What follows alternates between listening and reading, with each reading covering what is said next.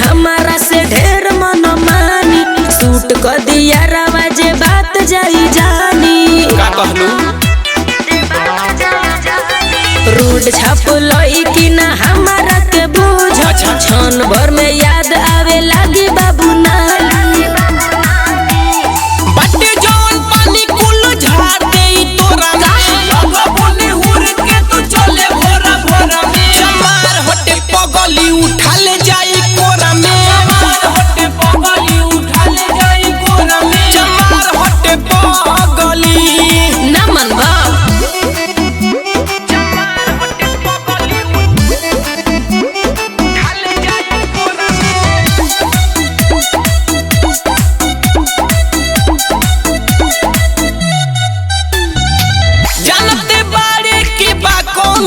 लागब जे मारे तो कम परी उसर चुप रहो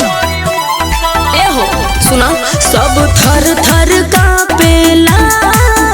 खाली नमवे काफी हो सब कर हो गइल हो बस तोहरे बाकी हो उड़ा जनिया तना धरा जइबू ठोरा में तोहरो मजनुआ बन्हा जाई तोरा में चमार हटे पगली उठा ले जाई कोरा में चमार हटे पगली उठा ले जाई कोरा में चमार हटे पगली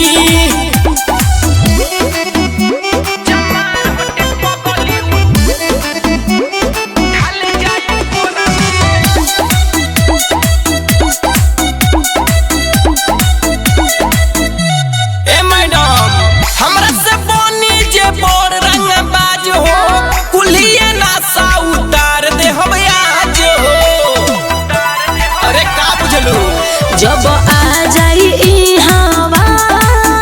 ना बोली निकली हो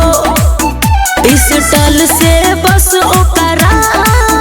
बाबू गोली निकली हो